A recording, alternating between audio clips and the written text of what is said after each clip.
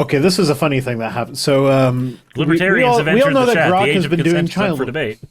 Grok has been doing child porn recently, and that's a bad thing. There are 6,000 pornographic images generated per hour from Grok minimum right now.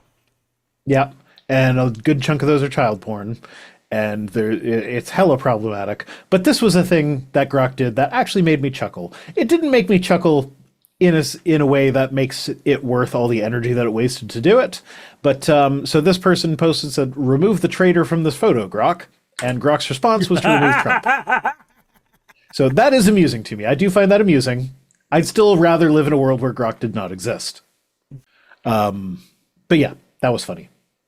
Oh boy, the United States, as of today, is considering leaving the United Nations.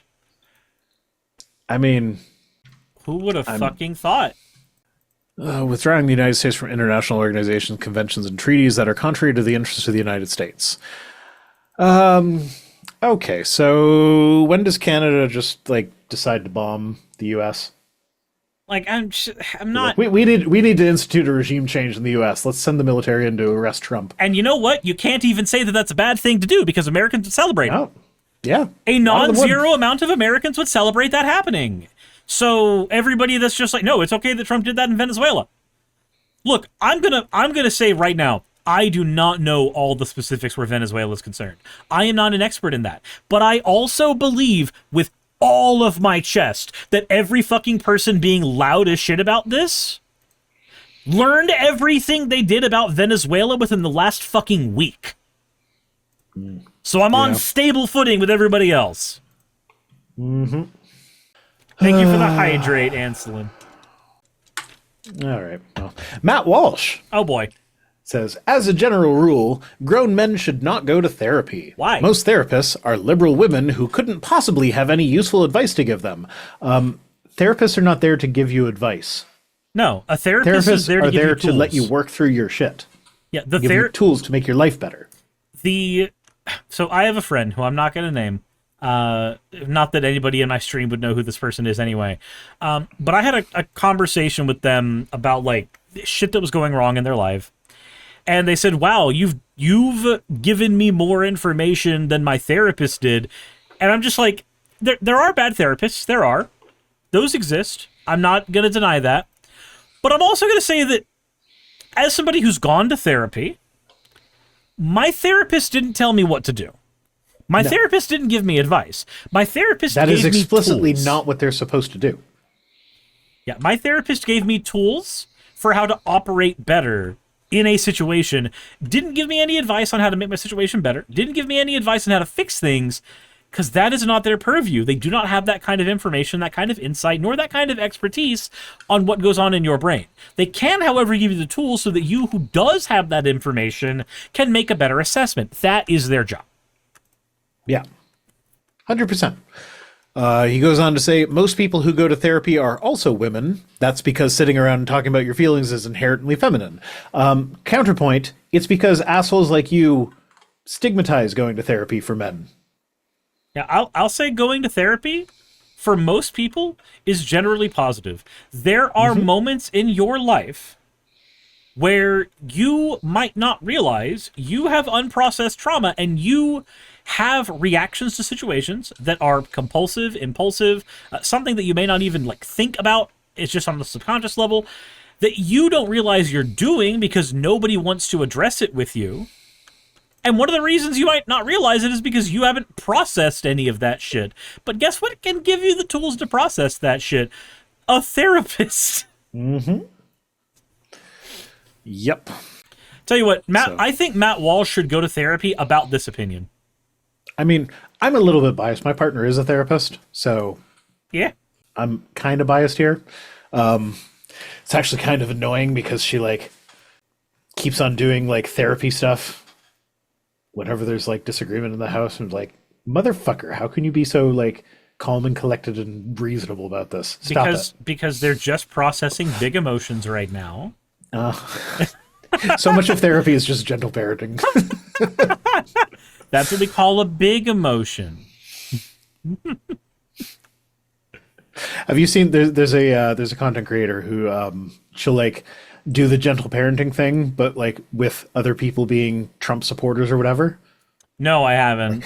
Catch a bubble. No, we that is an inside thought. We do not talk that way about other people that we do not like. And like she just talks What are you talking that way, about? I just think but the liberals should responding to, fucking die. But like responding to right-wing talking points, it's hilarious. It's great. That's actually where I learned the catch a bubble thing. I'd never heard that before, but like I kind of like it. Catch a bubble for shut the fuck up. But anyway, moving on. Philippe Antoine Hoyek says, fun fact, 90% of people have an IQ that falls below the median. They can't. That is actually impossible. No. Cyrus, read it carefully. He used his words very intentionally. It falls below the median. So you know what the median is, right? It's just the middle point between two numbers. Yeah? So I actually looked this up. The highest IQ ever to be recorded was 228, and the lowest IQ to ever be recorded was 40. And the median for that is 134, which if you get an IQ of 134, that puts you in the absolute highest bracket of all the IQ tests. Okay. So yes, most people do have an IQ below the median because one person had a freakishly high IQ. And we'll never have anybody with that IQ ever again because of lead in the air. Yeah. I mean, IQ doesn't work. Not that IQ means anything, but... No, it doesn't. But also, like, it gets readjusted all the time so that, like, 100 is the average. So, like, this doesn't even... Because, like, the person that got the 228, that was, like, in the 1930s or something, and the test is no longer the same, and there's so much wrong with this. So much wrong with, like... Robbie says not how medians work. You have to order the numbers. So Robbie's a math teacher, so I'm interested to see the response from Robbie here. I don't know. I just typed those two numbers into Google and was like, find the median. And it was like, median is 138. Or 134. Sorry. I thought the median was just the middle point between two numbers. Like in a data set, the one that's right in the middle is the median. Well, and so, like, the average can be lower than the median, like mean, median, and mode, and all that, right? Right? It's been a long time since high school math. Maybe I'm wrong. I could be wrong. I guess we'll find out. My IQ ain't high enough to make me right. So Naki has it correct in Rhino's chat. I'm not looking in Rhino's chat, so I don't know what Naki said in Rhino's chat. That's not how the median works. Median is literally the middle number of a data set. The data set being 1, 2, 3, 6, 6, 7, 100. The median is 6. Okay, sure, but I would assume that someone has gotten all of the... okay, no, I didn't want to do enough work to get that. All of the people who actually study math are just like, Rhino, no! Okay, Rhino! Well. But, I mean, so many people have taken IQ tests over the years that surely most of them would, like, have one of the numbers in between 40 and... whatever the fuck the highest one was. Old Gus is pointing out that median is influenced by all of the numbers in the sequence, not just the back end and the top end. Okay. I'm sorry. I'm too low IQ to figure this one out. My IQ is below the median. I'm sorry. This man's apologizing for being too low IQ. I think you should be apologizing for being too low T. Hey, according to low T, look at all my hair. I still have all my hair, so I probably am low T. Yeah. Cyrus, though, it's fucking high T over there. It's sitting here pumping iron in the gym. In another 2 years. Although I did have there's a patch of my beard like fell out like right here. Yeah. There's like a little tiny patch of skin that is like baby bottom smooth, and I don't know why that is. I have a doctor's appointment to discuss it. Yeah, that sounds like something that would scare me a little bit. Yeah, well, I mean, from Googling, which I'm sure all doctors love to hear their patients do, it's probably a pretty harmless autoimmune disorder that just, like, your immune system attacks some hair follicles for no apparent reason. But if that is the case, I want to know it, because if that is the case, then I'm at higher risk for certain other things. I don't know. I had to correct a pharmacist the other day about Sudafed. I mean, it's just math, right? So, but they did not know that Sudafed PE, like the Sudafed that you can get not over the counter, they didn't know that stuff doesn't work. Like, the FDA released a statement 3 years ago saying that Sudafed PE doesn't work. So until you said 3 years ago, my response was going to be like, the FDA says a lot of things, man. I don't trust it anymore. No. 3 years ago they said that doesn't work because the decongestant in Sudafed PE works when it's topically applied, like Vicks Vapor Rub or some shit, but it does not work when ingested. And notably, Sudafed is an ingestible pill. So Sudafed PE, the actual decongestant in it, which is also the decongestant that's in like Dayquil, that decongestant does nothing. Entertain the people, I gotta pee. Okay, cool. Whereas, if you have actual Sudafed, the active ingredient in that does work when ingested. They are both decongestants, but one of them only works when it's in a vapor rub, when it's topically applied. The other one works when it's ingested. The one that works when it's ingested can also be used to brew a bunch of other, like, really illicit drugs. So you have to give your ID, and you have to go and, you know, do all that shit to get it from behind the counter if you want to get it. So they were just like, oh, but people buy it all the time. Like, yeah, you're a pharmacist. No, like, knowing drugs is your job. No. Please, no. And obviously I didn't do it like that. I didn't act like an asshole there, but that was my thought there. It was like, I know this is recent information, but it is information that is prolific enough that I would assume that somebody who works in that field would know it. Sawara fan says, isn't that a popular opinion fallacy? Or, I mean, yes, technically. I forget what the actual word for it is. A lot of people believe a thing, therefore...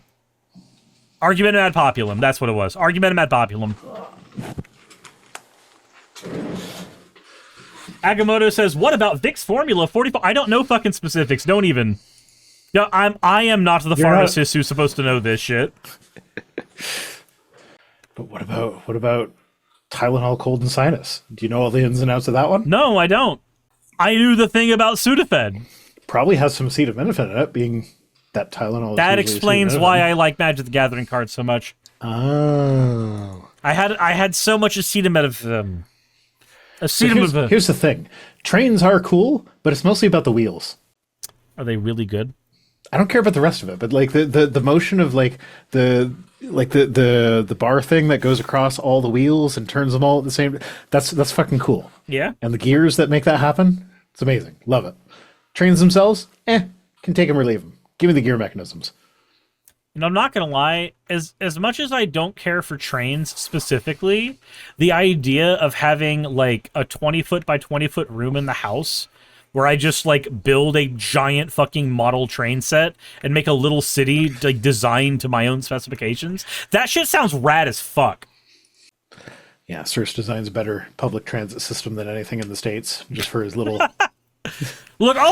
train city. If acetaminophen caused autism, Tylenol would be prescribed to the fucking transportation department and we would fix it in a week. Yeah. Hey, you made it to the end. I want to give an extra thanks to the patrons who allow me to do this full time. I want to thank Aaron Rail, Astral, Britzkrieg, Jemshin, Poundini, Red Joker, Victoria, Jonas, Craig, Tarika, Fireshard, Smiling GM, John, Dren Hadamada, Creeper, Sagitta, you know I'm not saying that last part, Valis of Seraph, Ottoman Angel, Rooster Rachel, and Fire Panda, who are all my $20 and up patrons.